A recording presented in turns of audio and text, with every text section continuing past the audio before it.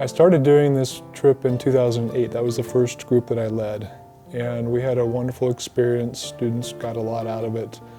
It became apparent that the healthcare needs of that community where we were working were relatively low, and they were getting lower. Through some other explorations, I'd come up with this idea of going to this region where we're working now called the Alto Huanquibucay. The least healthcare providers are there of anywhere in the country. People don't go there because it's so remote, it's hard to get to. First of all, we fly into the capital city of Managua, take a bus 12 hours until the road gets really bad, and then the road stops. We get into dugout canoes and take those dugout canoes 12 hours until we're back in these remote villages. The living conditions are rough. We sleep in hammocks, bathe in the rivers. If it rains, we get wet. If it's sunny, we get hot and sweaty.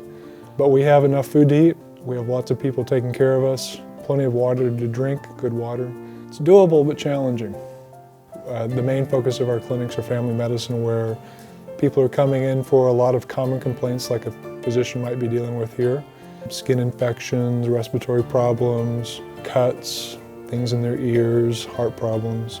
We also do pediatrics, women's health with OBGYN and pap smears. We have a full pharmacy of medicines purchased with money that people have donated to the trip. Then we also have the other component that is dental, and the dentists are primarily pulling teeth. Infected teeth was the third leading cause of death in this region. And that's because when a tooth becomes infected, the bacteria can actually go internally and go into the blood, and you can become septic and die.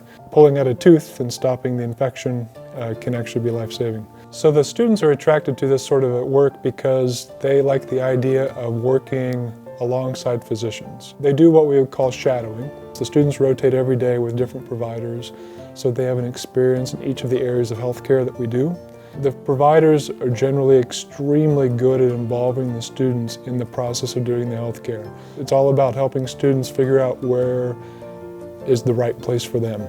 The healthcare experience is a tremendous opportunity that this trip provides, but there are other components as well that they get out of it that I think are also really important. And these include experiencing poverty. For some of the students, this is the first time they've experienced really intense poverty. For some people, being a minority, they've never experienced that really. The uncomfortableness of not being able to communicate in a language. The challenges are mostly mental. And to be able to overcome that sort of adversity and realize that they're capable of much more than they thought, that kind of journey into themselves and then coming out again stronger that's where the heart of it all is. We always initiate every conversation with communities with the questions, what do you want? What do you need? If I come in and say, this is what we're going to do, that's a very one-sided sort of situation. We want to know what the people need, what they want. We're providing some health care, we're providing some medicine, some stuff that takes money and training to do, but they're also opening up their community for us. They're opening up their lives and allowing us to participate in providing health care for them, which provides experiences for us that help us grow tremendously.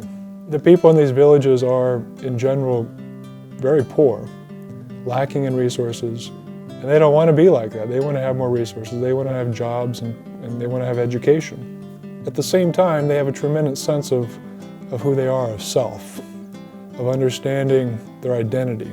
They need us to come for health care, but we need to go to learn from what they can teach us.